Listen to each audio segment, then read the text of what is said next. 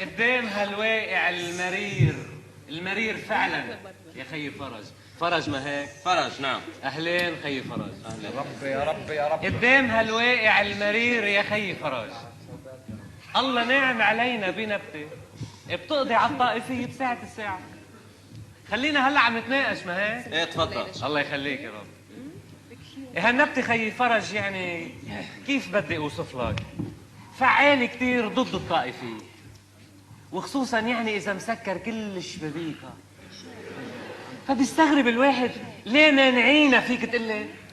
حشيشي يعني؟ لا الخبايزة خير. لك الحشيشة ايه؟ هلا انت ما تاخدها انه حشيشة وتحشيش يابا وكذا عم نتناقش. طيب عم نتناقش.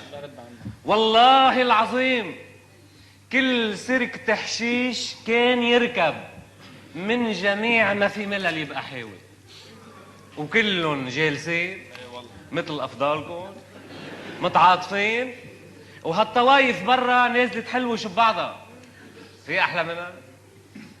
طيب شو بده يحكي ليحكي الواحد؟ القباط كان يلتقى معنا، اقباط ايش رقبتي ما بيحشيش، بلف عروس والله. اي عروس بيعلقها مصل والله.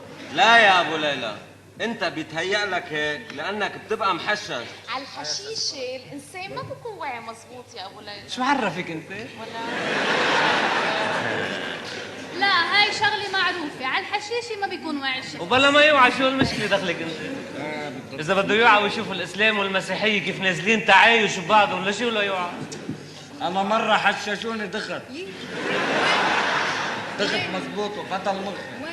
ولك روحوا يا عمي، بعد راح يصفي كل ضروب. أي ضروب؟ كل طابق بعد راح يصفي وحده، كل طابق.